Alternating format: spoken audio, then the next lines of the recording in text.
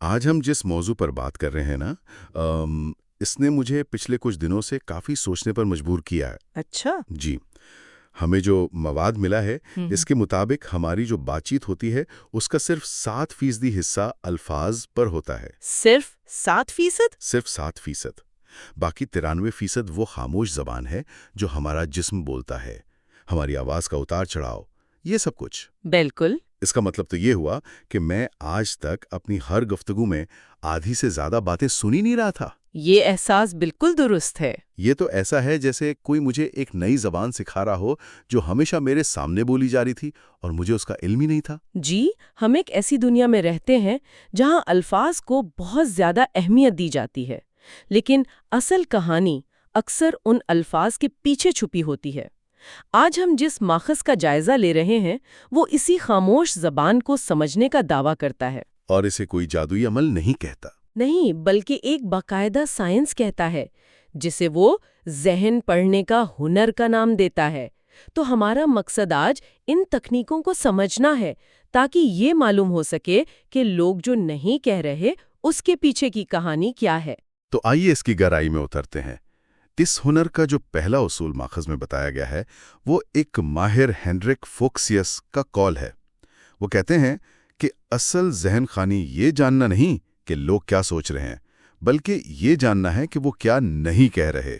صحیح۔ یہ بات تھوڑی پیچیدہ لگتی ہے لیکن اس میں ایک گہرائی ہے۔ بالکل، اور اس گہرائی تک پہنچنے کا پہلا قدم ہے بغیر فیصلے کے مشاہدہ کرنا۔ یہ اس سارے عمل کی بنیاد ہے۔ اچھا۔ دیکھیں، ہمارا مسئلہ یہ ہے کہ ہم دیکھتے کم ہیں اور نتیجے زیادہ نکالتے ہیں۔ ہم کسی کو بازو باندھے دیکھتے ہیں اور فوراً ذہن میں آتا ہے یہ شخص تو دفاعی ہے یا ناراض ہے۔ ہاں، یہ تو میرے ساتھ بھی ہوتا ہے۔ میں فوراً ایک لیبل لگا دیتا ہوں، جبکہ ماخذ میں ایک بڑی دلچسپ مثال تھی کہ ہو سکتا ہے اسے صرف سردی لگ رہی ہو، جی، یا شاید کرسی کے بازو ہی نہ ہو اور اس کے لیے بیٹھنے کا یہی سب سے آرام دہ انداز ہو۔ یہی تو نکتہ ہے۔ اگر آپ نے پہلے ہی فیصلہ کر لیا کہ وہ ناراض ہے تو آپ اس کی باقی ساری گفتگو کو اسی منفی عینک سے دیکھیں گے۔ صحیح۔ آپ صرف ان اشاروں کو ڈھونڈیں گے جو آپ کے فیصلے کو درست ثابت کریں۔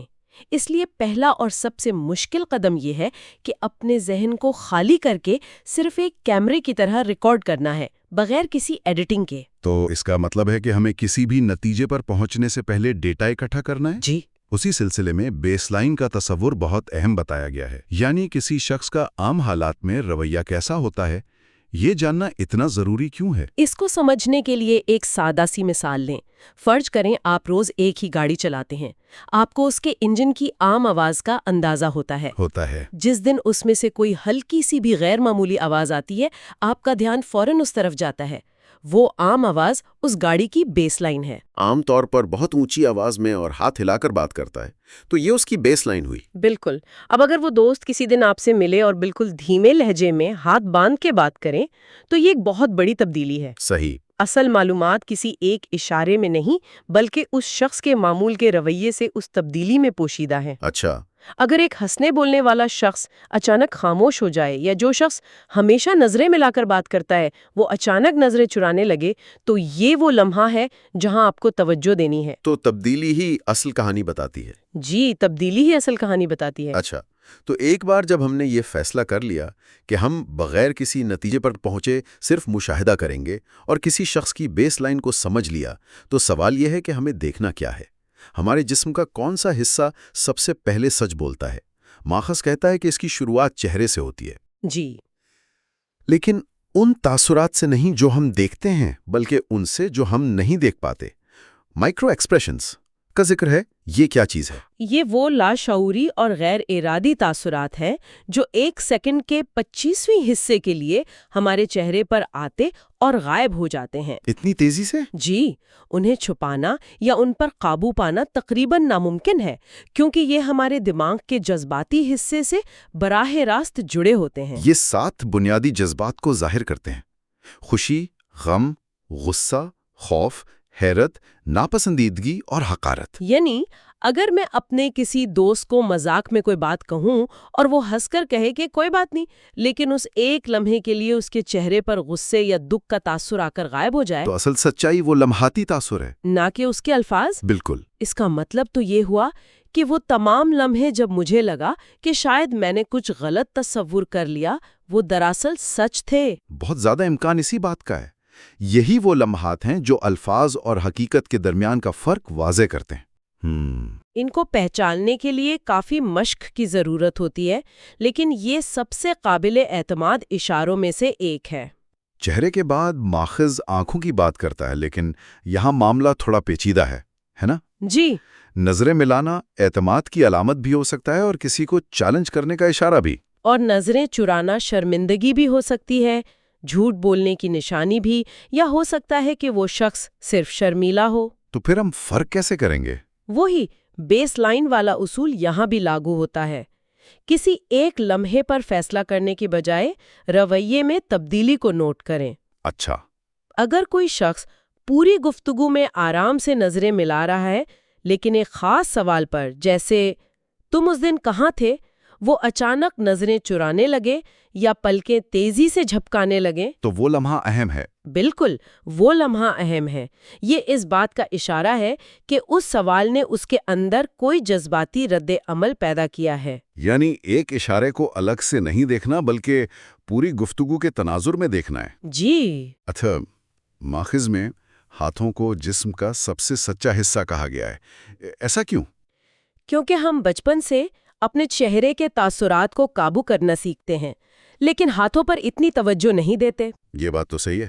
جب ہم ایماندار اور کھلے ہوتے ہیں تو ہماری ہتھیلیاں اکثر کھلی اور نظر آنے والی ہوتی ہیں، لیکن جب ہم کچھ چھپا رہے ہوتے ہیں یا غیر یقینی محسوس کرتے ہیں تو ہم لاشعوری طور پر اپنے ہاتھ جیبوں میں ڈال لیتے ہیں، انہیں میز کے نیچے چھپا لیتے ہیں یا اپنی پیٹھ کے پیچھے لے جاتے ہیں۔ لیکن سب سے دلچسپ اشارہ جس نے مجھے واقعی حیران کیا وہ پاؤں کا ہے۔ جی، یہ بات میرے لیے بالکل نہیں تھی کہ پاؤں کا رخ ہمیشہ اس سمت ہوتا ہے جہاں انسان اصل میں جانا چاہتا ہے۔ بالکل۔ ایک منٹ، یہ بات تو ناقابل یقین ہے۔ یعنی میں کسی میٹنگ میں بیٹھا بور ہو رہا ہوں اور سوچ رہا ہوں کہ کب چھٹی ہو، تو میرے الفاظ چاہے کچھ بھی کہیں، میرے پاؤں چیخ چیخ کر بتا رہے ہوں گے کہ دروازہ اس طرف ہے۔ جی، کیا یہ واقعی اتنا قابل اعتبار اشارہ ہے؟ یہ ایک بہت ہی طاقتور نقطہ ہے، اور اس کی وجہ یہ ہے کہ ہمارے دماغ کا ہمارے پاؤں پر سب سے کم شعوری کنٹرول ہوتا ہے۔ اچھا، ہمارا دماغ چہرے اور الفاظ کو قابو کرنے میں مصروف رہتا ہے، لیکن پاؤں اکثر ہمارے لاشعوری کے کنٹرول میں ہوتے ہیں۔ واہ! اس کی بہترین مثال ایک انٹرویو دینے والے کی ہے جو زبان سے تو بہت جوش کا اظہار کر رہا ہے کہ میں اس نوکری کے لیے بہت پرجوش ہوں، لیکن اس کے دونوں پاؤں مضبوطی سے دروازے کی طرف ہیں۔ تو اس کا جسم کہہ رہا ہے کہ مجھے یہاں سے نکلنا ہے۔ بالکل، اس کا جسم چیخ چیخ کر کہہ رہا ہے کہ مجھے یہاں سے نکلنا ہے۔ الفاظ جھوٹ بول سکتے ہیں، جسم نہیں۔ یہ تو کمال کی بات ہے۔ اچھا، جب ہم یہ اشارے پڑھنا اور سمجھنا شروع کر دیں تو اس علم کو صرف دوسروں کے جھوٹ پکڑنے کے لیے نہیں بلکہ تعلقات بہتر بنانے کے لیے کیسے استعمال کیا جا سکتا ہے؟ صحیح۔ ماخذ میں مررنگ کی ٹیکنیک کا ذکر ہے، یہ کیا ہے؟ مررنگ کا مطلب ہے دوسرے شخص کی جسمانی زبان، لہجے اور بولنے کی رفتار کو بہت لطیف انداز میں نقل کرنا۔ لطیف انداز میں؟ جی، اگر کوئی آہستہ بول رہا ہے تو آپ بھی اپنی رفتار تھوڑی کم کر لیں۔ اگر وہ آگے جھک کر بات کر رہا ہے تو کچھ دیر بعد آپ بھی ہلکا سا آگے ہو جائیں۔ ہمارا دماغ ان حرکات کو لاشعوری سطح پر اپنے پن کا اشارہ سمجھتا ہے اور فوراً ایک تعلق، ایک ہم آہنگی محسوس کرتا ہے۔ لیکن کیا یہ مررنگ والی ٹیکنیک تھوڑی مصنوعی یا مینیپولیٹو نہیں لگتی؟ اگر دوسرے شخص کو اندازہ ہو جائے کہ آپ جان بوجھ کر اس کی نقل کر رہے ہیں تو یہ تو تعلق بنانے کے بجائے اسے مزید خراب کر دے گی۔ آپ کا سوال بہت اہم ہے۔ یہی وہ نقطہ ہے جہاں نیت کا فرق آ جاتا ہے۔ نیت کا؟ جی، اگر آپ یہ کام کسی کو دھوکہ دینے کے لیے کر رہے ہیں تو یہ ہیرا پھیری ہے، لیکن اگر آپ کا مقصد واقعی اس شخص سے ایک گہرا تعلق قائم کرنا ہے تو یہ عمل خود بخود اور بہت لطیف ہو جاتا ہے۔ اچھا، مجھے یاد ہے کہ میں ایک بار ایک بہت مشکل کلائنٹ کے ساتھ تھی جو ہر بات پر اعتراض کر رہی تھی۔ میں نے کچھ نہیں کیا، صرف اس کے بیٹھنے کے انداز اور بولنے کی رفتار کو ہلکے سے مرر کیا۔ 10 منٹ کے اندر اس کا رویہ بالکل بدل گیا۔ صرف 10 منٹ میں؟ جی، یہ کوئی جادو نہیں تھا۔ میں نے صرف اس کے لاشعور کو یہ پیغام دیا کہ میں تمہاری طرف ہوں، ہم ایک ہی ٹیم میں ہیں۔ اسی عمل کو ماخذ میں پیسنگ اور لیڈنگ کہا گیا ہے۔ جی، یعنی پہلے آپ دوسرے کے مطابق چلتے ہیں، پھر آہستہ سے گفتگو کو اپنی سمت دیتے ہیں۔ بالکل۔ پہلے آپ پیس کرتے ہیں، یعنی ان کے ساتھ ہم آہنگی پیدا کرتے ہیں۔ جب ایک تعلق قائم ہو جائے پھر آپ لیڈ کر سکتے ہیں۔ اور اس کی نشانی کیا ہے؟ اس کی نشانی یہ ہے کہ اگر آپ اپنی جسمانی پوزیشن بدلیں گے تو وہ بھی غیر ارادی طور پر آپ کی نقل کرنے لگیں گے۔ اچھا، یہ اس بات کی علامت ہے کہ ایک مضبوط رابطہ قائم ہو چکا ہے اور اب وہ آپ کی بات سننے کے لیے زیادہ تیار ہے۔ ماخذ کہتا ہے کہ سب سے مضبوط مررنگ جسمانی نہیں بلکہ جذباتی ہوتی ہے۔ اس کا کیا مطلب ہے؟ اس کا مطلب ہے کسی کے احساسات کو سمجھ کر اسی کے مطابق رد عمل دینا۔ اگر کوئی اپنی پریشانی کا ذکر کر رہا ہے تو صرف یہ کہنا کافی نہیں کہ سب ٹھیک ہو جائے گا، بلکہ ان کے لہجے میں موجود فکر کو محسوس کرنا اور اپنے جواب میں ہمدردی دکھانا، جیسے میں سمجھ سکتی ہوں کہ یہ آپ کے لیے کتنا مشکل ہوگا۔ یہ گہرا تعلق، احترام اور اعتماد پیدا کرتا ہے۔ جی، یہ بتاتا ہے کہ آپ صرف سن نہیں رہے بلکہ سمجھ بھی رہے ہیں۔ اب بات کرتے ہیں الفاظ اور جسمانی زبان کے تضاد کی۔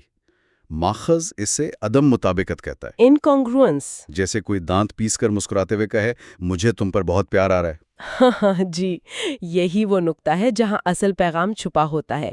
جب الفاظ اور جسم ایک ہی کہانی نہ سنا رہے ہوں تو ہمیشہ جسم پر بھروسہ کرنا چاہیے۔ ہمیشہ، کیونکہ جسمانی زبان ہمارے لاشعور کے زیادہ قریب ہوتی ہے اور سچ بولتی ہے۔ وہ شخص جو مسکرا کر ناراضگی کا اظہار کر رہا ہے، شاید وہ اپنی ناراضگی کو ہلکا ظاہر کرنا چاہتا ہے یا رشتے کو خراب نہیں کرنا چاہتا، لیکن اس کی مسکراہٹ کے پیچھے کا تناؤ اصل کہانی بتا رہا ہے۔ صحیح۔ اسی تعلق کو مضبوط کرنے کے لیے ماخذ میں 3 طرح کی زبانوں کا ذکر کیا گیا ہے: بصری، سماعتی اور حسی۔ جی، یعنی ویژول، آڈیٹری اور کائنستھیٹک۔ یہ وہ طریقے ہیں جن سے لوگ دنیا کو سمجھتے اور بیان کرتے ہیں۔ اچھا۔ بصری شخص کہے گا، میں دیکھ رہا ہوں آپ کا کیا مطلب ہے۔ سماعتی شخص کہے گا، یہ سن کر اچھا لگا۔ اور حسی شخص کہے گا، مجھے محسوس ہوتا ہے کہ یہ ٹھیک ہے۔ اس کا اصل کمال تو پھر بزنس میٹنگز میں نظر آتا ہوگا۔ بالکل، اگر آپ کا باس ایک بصری شخص ہے اور آپ اسے صرف اعداد و شمار سناتے رہیں تو وہ بور ہو جائے گا۔ لیکن اگر آپ کہیں، ذرا اس تصویر کو دیکھیں، اگلے 6 مہینوں میں ہماری سیلز کا گراف یہاں تک پہنچ سکتا ہے، تو آپ نے فوراً اس کی توجہ حاصل کر لی۔ کیونکہ آپ اس کی زبان میں بات کر رہے ہیں۔ جی، آپ اس کی زبان میں بات کر رہے ہیں۔ تو ان سب کا کیا مطلب ہے؟ یہ ایک بہت طاقتور ہنر ہے، یہ جاننا کہ کوئی کیا محسوس کر رہا ہے، اس سے تعلق کیسے قائم کرنا ہے، اسے اپنی بات پر قائل کیسے کرنا ہے۔ لیکن ماخذ ایک بہت اہم اخلاقی پہلو پر بات ختم کرتا ہے جو مجھے بہت ضروری لگا۔ وہ اثر و رسوخ یعنی انفلوئنس اور ہیرا پھیری یعنی مینیپولیشن کے درمیان ایک واضح لکیر کھینچتا ہے۔ اور ان میں کیا فرق ہے؟ اثر و رسوخ کا مطلب ہے کسی کو سمجھ کر اس کے ساتھ مل کر ایک مشترکہ نتیجے پر پہنچنا جہاں دونوں کا فائدہ ہو۔ یہ ایک جیت جیت کی صورتحال ہے، ون ون سچویشن۔ جی۔ جبکہ ہیرا پھیری کا مطلب ہے اس علم کو صرف اپنے فائدے کے لیے استعمال کرنا، چاہے دوسرے کا نقصان ہی کیوں نہ ہو۔ یہ ایک جیت ہار کا کھیل ہے۔ تو اس ہنر کو استعمال کرنے کی ایک بہت بڑی ذمہ داری بھی ہے۔ اس کا مقصد ہمیشہ تعلقات کو بہتر بنانا ہونا چاہیے، نہ کہ صرف اپنا فائدہ حاصل کرنا۔ بالکل، یہ علم آپ کو لوگوں کے قریب لانے کے لیے ہے، انہیں کنٹرول کرنے کے لیے نہیں۔ جب آپ کسی کو گہرائی میں سمجھتے ہیں تو آپ اس کی عزت کرنے لگتے ہیں، نہ کہ اس کا استحصال۔ صحیح۔ اس طاقت کا استعمال ہمیشہ مثبت اور تعمیری ہونا چاہیے۔ یہی اس ہنر کا سب سے مشکل حصہ ہے۔ یہ کوئی فارمولا نہیں ہے۔ نہیں، یہ کوئی فارمولا نہیں ہے کہ بازو باندھنے کا مطلب ایکس ہے اور نظریں چرانے کا مطلب وائی ہے۔ ہر اشارے کو دوسرے تمام اشاروں اور پورے ماحول کے تناظر میں دیکھنا پڑتا ہے۔ یہی مشاہدے اور جلد بازی میں نتیجہ نکالنے کا فرق ہے۔ بالکل۔ اس کا آخری پیغام جو مجھے سب سے زیادہ پسند آیا وہ یہ ہے کہ ذہن پڑھنے کا ہنر لوگوں کو بدلنے کا نہیں بلکہ انہیں سمجھنے کا نام ہے۔ اور جب آپ کا مقصد کسی کو سمجھنا ہوتا ہے تو آپ کا پورا رویہ بدل جاتا ہے۔ آپ سوال پوچھتے ہیں، غور سے سنتے ہیں اور فیصلے صادر کرنے کی بجائے ہمدردی دکھاتے ہیں۔ اس سے نہ صرف تعلقات بہتر ہوتے ہیں بلکہ آپ خود بھی ایک بہتر انسان بنتے ہیں۔ یہ 3 بڑے اصول سامنے آئے ہیں۔ پہلا، جاسوس بنے، جج نہیں، یعنی صرف مشاہدہ کریں، فیصلہ نہ دیں۔ صحیح। दूसरा, चेहरे पर नहीं, पाँव पर भरोसा करें। हाँ, जी। और तीसरा, जो सबसे अहम है, लोगों को समझने की कोशिश करें, उन्हें काबू करने की नहीं। बिल्कुल। और आखिर में एक बहुत खूबसूरत बात कही गई है कि जब आप दूसरों को समझना शुरू करते हैं तो सबसे पहले आप खुद बदलते हैं। ये एक अहम सवाल पैदा करता है जिस पर गौर किया जा सकता है। अगर हमारा जिस्म वाकई इतना सच्चा है और हमारे अल्फाज अक्सर सच्चाई को छुपाने के लिए इस्तेमाल होते हैं, तो हम रोजाना बगैर जाने अपने बारे में कौन सी अनकही सच्चाइयां दुनिया को बता रहे हैं?